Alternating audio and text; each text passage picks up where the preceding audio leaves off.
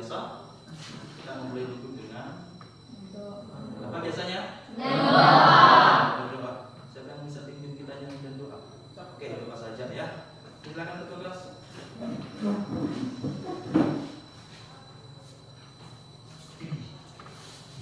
Baik, Bapak Guru beserta teman-teman semua, sebelum kita memulaikan proses belajar mengajar kita, mari kita bersatu dalam doa sesuai dengan ajaran dan percaya kita masing-masing. Doa dimulai. Kembali kami mengucapkan syukur dan berterima kasih kepada Tuhan atas kasih dan rahmat-Mu yang Engkau utus di urusan kami. Amin. Amin.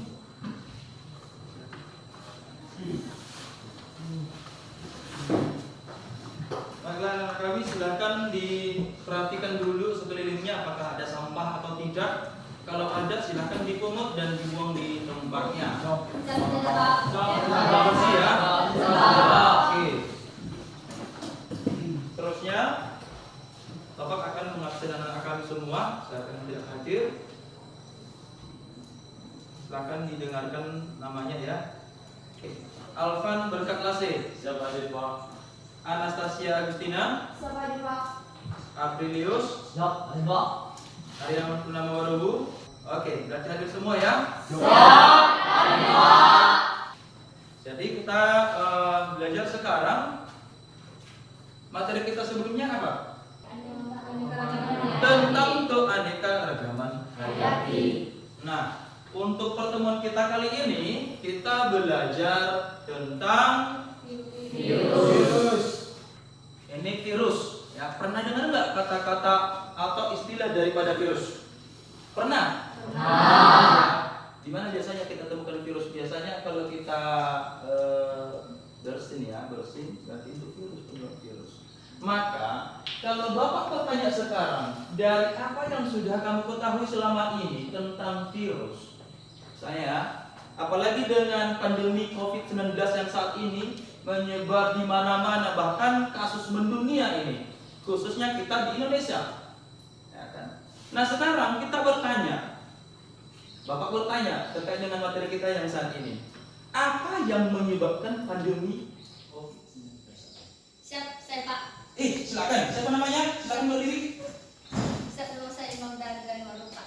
Iya, Imam dari Coba lebih jelas lagi namanya. Silakan. Siap, nama saya Imelda Andriani Waru. Imelda, walau namanya cantik ya. Oke, silakan Bapak. Apa yang Anda ketahui tentang pandemi COVID-19? Jadi yang menyebabkan pandemi saat ini di dunia adalah karena kita menghirup percikan air liur atau ludah atau droplet yang dimana saat penderita COVID-19 batuk atau bersin sehingga menyebabkan kita terjangkit virus corona. Betul sekali. Berikan aplaus untuk apakah masih ada lagi yang bisa memberi tanggapan? Siap, saya Pak. Oke, silakan Bapak. Yang menyebabkan pandemi saat ini yaitu memegang mulut dan hidung tanpa mencuci tangan terlebih dahulu. Oh iya, betul sekali. Silakan berikan semangatnya luar biasa, nggak terasa sudah siang tapi semangatnya luar biasa. Ya. Nah, kami semua. Jadi kalau selama ini ya, berarti para bidang kesehatan, bidang-bidangnya, para medis menginstruksikan kita cuci dulu tangan sebelum makan, cuci tangan sebelum memegang mulut istilahnya. Berarti itu benar ya? Itu benar. Guna menghindari COVID-19. Kemudian kalau misalnya lagi Bapak bertanya, apa nama virus yang menyebabkan pandemi COVID-19? Siap. Apa lagi? Ya, silakan. Berarti saya juga ingat ya. Berarti juga. Oke, saya Jadi menurut saya jawabannya itu virus corona atau COVID-19. Virus corona atau COVID-19 adalah penyakit baru yang dapat menyebabkan gangguan pernapasan. Nah, gejala-gejalanya antara lain sakit kepala, hidung berair, batuk, dan lain sebagainya. Kemudian virus corona ini akan menyebabkan gejala lain, contohnya seperti infeksi. Jadi infeksi merupakan komplikasi fatal yang dapat terjadi ketika infeksi dan telah menyebar melalui aliran darah. berikan tepuk tangan. Siap, nama saya Krisman Ribu. Mei Krisman Zibua. Berarti nanti kalau saya bapak punya anak yang berarti saya kasih nama Mei biar pintar seperti si Mei ini. Oke, jadi ada dua hal yang sudah kita ketahui terkait tentang virus yang kita pelajari hari ini. Apa nama pandemi yang sudah kita pelajari ya? Apa juga penyebabnya? Satu pertanyaan lagi yang terakhir ini saya sampaikan kepada anak kami sebelum kita lanjutkan ke pembahasan berikutnya. Misalnya kalau saya bertanya begini, bagaimana dampak COVID-19 itu dalam kehidupan kita sebagai manusia? Oke, silakan. Berdiri. Baik, sebagai pengalaman saya Maria Salawat. Jadi dampak COVID-19 dalam kehidupan kita sehari-hari itu tidak hanya berdampak dirasakan oleh bangsa Indonesia dan negara Indonesia, tapi juga berdampak di seluruh dunia, di elemen di seluruh dunia. Jadi dengan kehadiran COVID-19 ini ya dapat merusak berbagai jaringan dan organ tubuh, terutama jantung, paru-paru dan juga di mana gejala-gejala awal si penderita yang mengalami COVID-19 ini seperti batuk, flu, demam, dan adanya penurunan imun dan juga sistem kekebalan. Ini saya tanya ke siapa namanya ini? Maria. Kamu nanti punya cita-cita jadi apa loh? Cita-citanya nanti mau jadi apa? Cita-cita. Iya, Jadi penyanyi. penyanyi. Ah, penyanyi. Harusnya kan dia jadi bidang kesehatan karena dia tahu semua tentang bidang kesehatan sepertinya ya. Jadi kita doakan dia semoga mau jadi apa? Jadi penyanyi atau jadi bidan? Penyanyi. Oke lah. Tergantung ya. Iya, ya. Oke, jadi terkait tentang virus, coba kita perhatikan dulu video berikut untuk mengetahui sebenarnya virus itu bagaimana ya. Oke, silakan disimak. Bagaimana virus corona menyerang tubuh kita? Mungkin itu jadi pertanyaan kita semua. Kita udah tahu gimana virus corona udah menginfeksi 1 juta orang di seluruh dunia sampai saat ini. Tapi mungkin belum banyak kita tahu sebenarnya gimana sih virus ini nyerang tubuh kita. Mengapa infeksi virus ini bisa mematikan?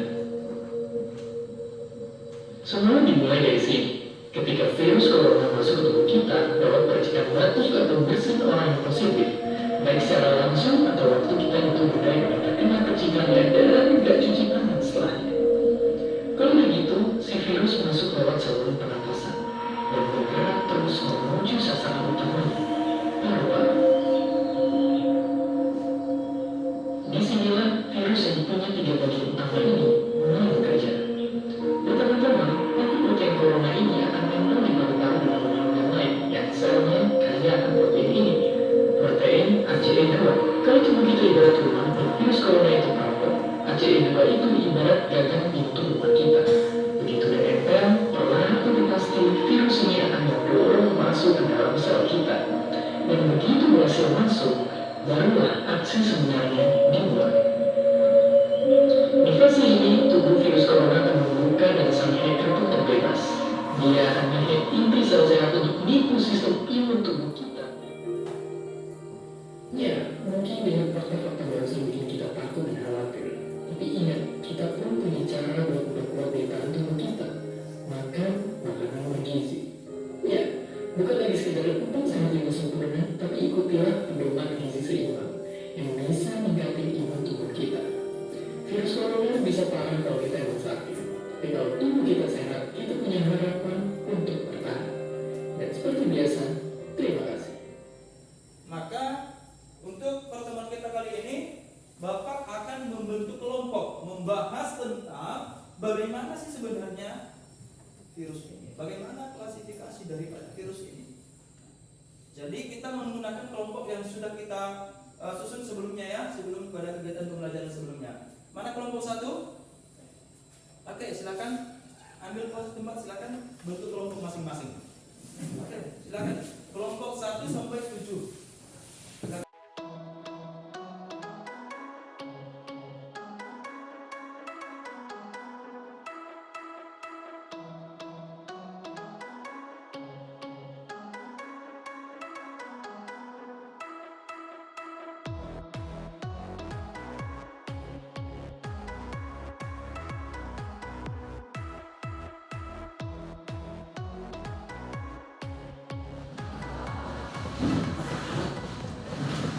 Baik, jadi di sini sudah Bapak sediakan LKPD dan tembak materi yang anak-anak kami pelajari. Di sini silakan dibahas melalui kelompok.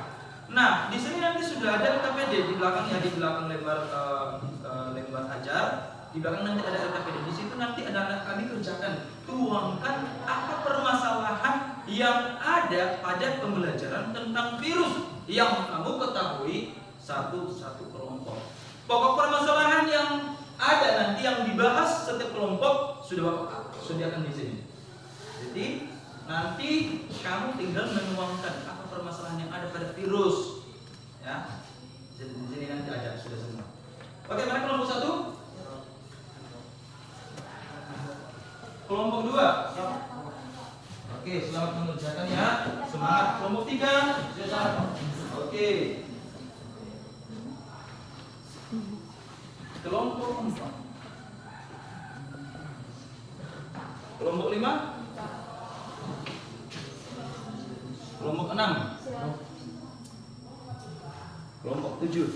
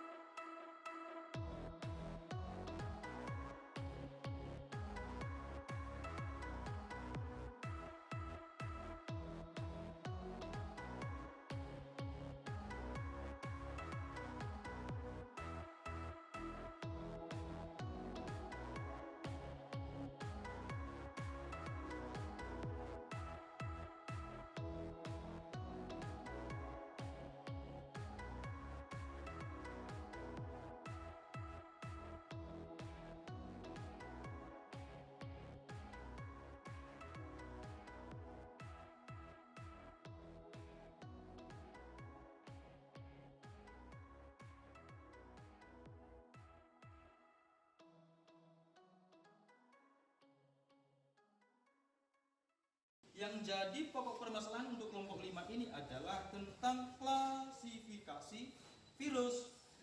Maka apa klasifikasi virusnya? Anda mencari di lembar kerja ini. Di sini. Nah, ini sudah Bapak sediakan. Aktif semua ya, harus aktif semua. Nanti yang mempresentasikan juga harus semua kalau bisa semua ya. Ini nih. Di lembar itu.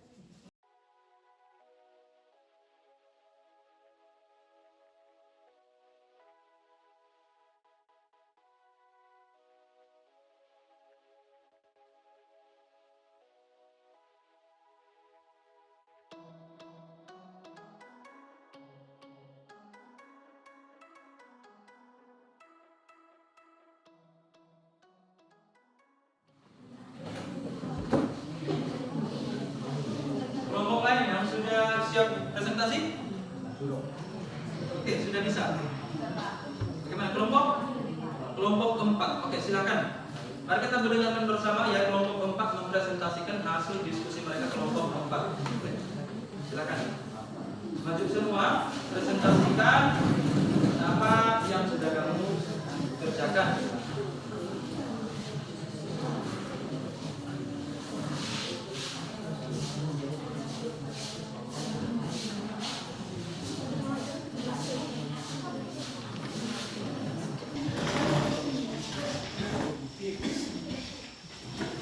Baik, terima kasih atas kesempatan yang telah diberikan kepada kami kelompok 4 untuk mempresentasikan hasil diskusi kami.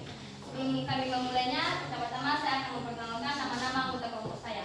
Saya sendiri Imelda Andrea Warubu, kedua Yani Lase, ketiga Arlan Purnama Warubu, keempat Bambang Bukat Lase. Jadi di sini teman-teman kami akan menjelaskan dampak positif dan dampak negatif dari virus.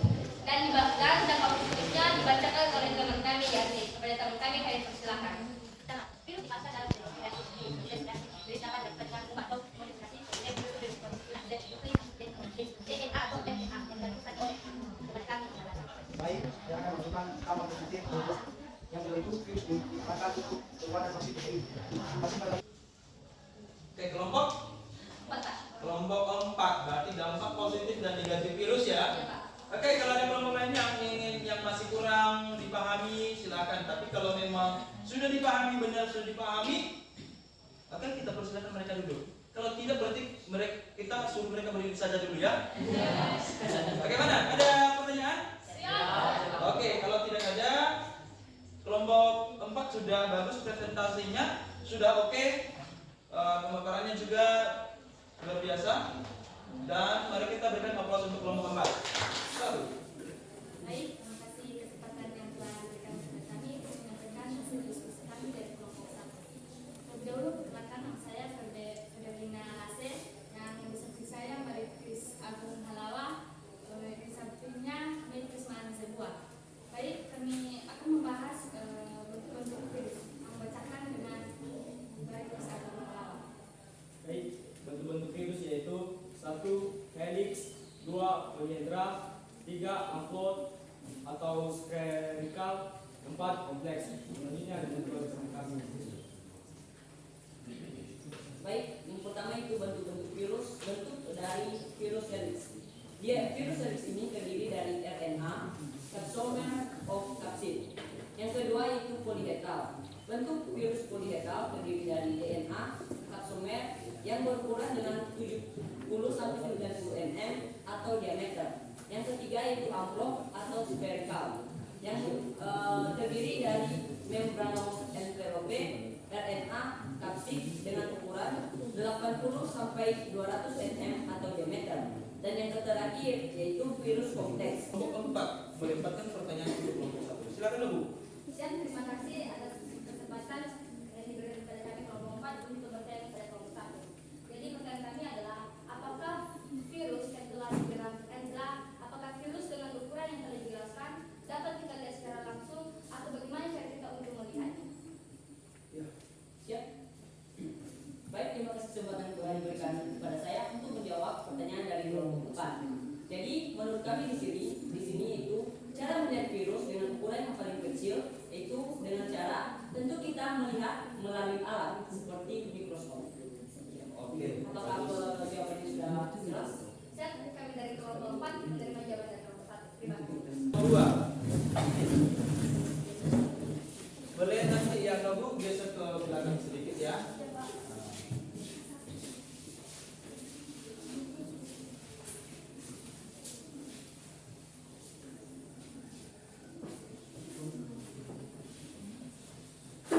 Silakan. Baik, terima kasih kesempatan yang telah diberikan kepada kami untuk kelompok 2 untuk menyampaikan hasil diskusi kami. Sebelum kami menyampaikan hasil diskusi kami, perkenalkan nama saya Desa Sukase, di samping saya Desa Putri Hidayat Kolbu, di sampingnya Karman Wijaya Halawan, dan di sampingnya Franky Zahid. Baik, yang kami bahas yaitu cara pencegahan virus yang disampaikan oleh Desa. Baik, cara pencegahan virus itu melakukan tindakan yang bersifat fisik. Nomor 1 yaitu berdasarkan agar terdapat secara Cara penularan virus 1 bisa terjadi saat seseorang menyentuh barang yang mungkin saja sudah terkontaminasi oleh droplet orang lain. Lalu virus tersebut berpindah ke hidung, mulut, atau mata dari sentuhan barang yang terkontaminasi. Dilanjutkan penelitian. Baik, yang kedua yaitu penularan melalui udara didefinisikan sebagai penyebaran melalui inti tetesan atau aerosol yang tetap menular ketika melayang di udara dalam jarak dan waktu yang lama. Penularan virus melalui udara dapat terjadi selama prosedur medis yang menghasilkan aerosol. Dengan demikian, orang yang rentan dapat menghirup aerosol dan bisa terinfeksi jika aerosol mengandung virus dalam jumlah yang cukup untuk menyebabkan infeksi di dalam tubuh penerima. Baik, demikian hasil diskusi kami dari kelompok 3. Jika ada pertanyaan ataupun sanggahan terkait hasil diskusi kami berikan kesempatan. Oke. Baik, terima kasih kesempatan yang telah diberikan kepada kami untuk bertanya kepada kelompok 1. Sebagai pertanyaan kami, apakah ada virus selain corona yang dapat mengganggu kesehatan manusia? Baik, terima kasih. Baik, terima kasih pertanyaan dulu dari kelompok 6 yang sudah memberikan pertanyaan. Jawaban kami di situ tentu ada virus yang dapat mengganggu kesehatan manusia selain corona, yaitu virus influenza yang dapat menyebabkan flu. Kemudian virus hepatitis yang dapat menginfeksi hati manusia. Demikian. Baik, apakah sudah nyambung atau sudah mengerti dengan jawaban kami? Terima kasih. Baik, terima kasih kesempatan yang telah diberikan kepada kami kami mengenai klasifikasi virus berdasarkan sel inang. Sebelum kami membahasnya, kami memperkenalkan diri kami terlebih dahulu. Saya sendiri Misalnya Halawa, samping saya Sudirman Halawa, yang ketiga epidemiolog yang keempat Aprilius Kate. Virus berdasarkan sel inang ini adalah perkembangbiakan virus diawali dengan tahap mendekarnya virus pada sel inang, kemudian penetrasi asam nukleat virus ke dalam sel inang, kemudian asam nukleat virus akan memerintah sel inang untuk mensintesis asam nukleat dan bagian tubuh virus untuk dirakit menjadi tubuh virus baru. Akhirnya siklus ini sel inang pecah dan mengeluarkan banyak virus baru. Lalu dilanjutkan oleh Sudirman Halawa tentang Oke, berikan tepuk tangan. Kelompok 2 dari yang terakhir. Berarti kelompok 6. Silakan maju ke depan. Kali ini kami akan membahas tentang peranan virus.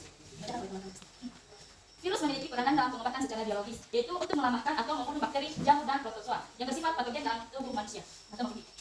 Demikianlah hasil diskusi kelompok kami. Jika ada pertanyaan, kami bisa. Oke, apa yang punya? Oke, pembahasan permasalahannya apa? Tentang peranan virus, Pak. Peranan virus, berarti sudah kalian tahu ya bagaimana peran virus dalam kehidupan kita sebagai manusia kan? Oke, jadi kalau sudah ada, silakan ke balik. Kelompok yang terakhir, silakan kita perhatikan bersama bagaimana penyajian dari kelompok 5 berikut ini. Silakan untuk kelompok 7. Cara virus bereproduksi itu, virus dapat memperbaiki diri hanya jika berada di dalam sel inang, yaitu pertama, tahap pelekatan. Fage melekat pada suatu bakteri. Kedua, tahap penetrasi. DNA fage dimasukkan ke dalam sel inang. Penjelasan selanjutnya akan dilanjutkan oleh teman kami.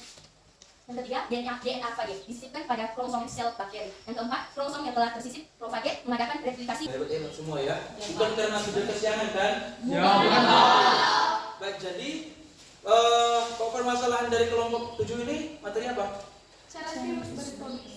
Cara virus berproduksi. Oke, jadi sudah dijelaskan bagaimana virus itu berproduksi atau bagaimana bisa berkembang. Jadi virus itu dulu yang harusnya kita harus tahu adalah pertama dulu untuk tujuan pembelajaran kita hari ini yaitu ini peserta didik mampu menganalisis peranan virus yang menguntungkan dan merugikan kehidupan. Yang kedua, Tadi mampu menyimpulkan pencegahan dan pengobatan infeksi virus dengan tepat. ya, pengertian virus. Kata virus ini berasal dari bahasa Latin yaitu Viro, yang artinya virus. Maka dapat kita katakan bahwa virus itu adalah organisme parasit. Parasit itu menempel ya, hidupnya menempel parasit. Yang mana ia membutuhkan inang untuk bertahan hidup. Mikroorganisme ini harus menemukan inang untuk bereproduksi, termasuk melalui sel tubuh manusia. Berarti kalau kita simpulkan bahwa juga ya, virus ini hidupnya ketergantungan dengan sel inangnya. Kalau nggak ada sel inangnya, seperti ada tubuh kita berarti nggak bisa berkembang biak. Itu virus. Kalau kita artikan dari artinya. Maka kalau kita terapkan dari ilmu kehidupan kita juga dari virus ini juga ada loh. Ada. Apa yang perlu kita ambil sikap positif dari belajar virus ini? Bahwa adalah jangan suka hidup ketergantungan dengan orang lain. Itu ilmu hidup kita juga dari virus ini. Biasanya kan apalagi kalau saat ujian itu hidupnya kita itu suka ketergantungan dengan teman. Gitu. Makanya kalau ada teman kamu yang mau suka menyontek saat ujian, bilang saja macam virus aja kamu. Ya, ini arti daripada virus. Kemudian daripada struktur virus ini memiliki kepala, kesimpulannya adalah dari materi yang kita bahas hari ini kesimpulannya bahwa peran virus bagi kehidupan sebagian besar merugikan karena cara hidupnya bersih berparasit intraseluler berobat pada sel hidup. Yang kedua, namun ada beberapa jenis virus yang dapat menyebabkan untuk meningkatkan kesejahteraan manusia. Yang ketiga, beberapa manfaat virus yaitu untuk pengobatan vaksin, virus dapat digunakan untuk pengobatan secara biologis, memberantas hama, dapat diubahkan dalam teknologi rekayasa genetika. Next. Terima kasih. Jadi masih ada lagi permasalahan kita. Ya. Permasalahan kita seperti apa? Bapak mau tanya, apakah ada sudah mau sampai di sini? Siap. kesiangan. Oke, jadi di sini Bapak sudah Bapak sediakan tes. Apakah benar-benar anak-anak kami ini sudah memahami materi yang kita pelajari hari ini? Nah, jadi untuk anak kami dulu, sebelum Bapak bagikan ini, silakan kembali ke kelompoknya masing-masing.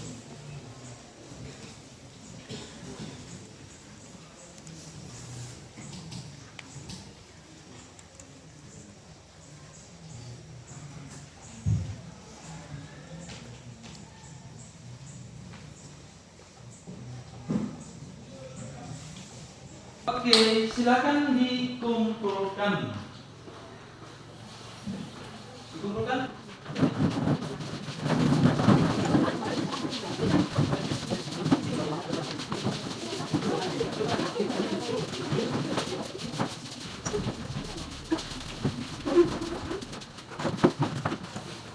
Ayo Bu, jadi boleh bukunya ditutup ya. Kegiatan pembelajaran sudah cukup dan minggu depan, pertemuan kita berikutnya, kita membahas tentang dampak virus pada tumbuhan dan hewan. Silakan anak kami mencari dan mempelajari dampak-dampak seperti apalah virus itu pada tumbuhan dan hewan.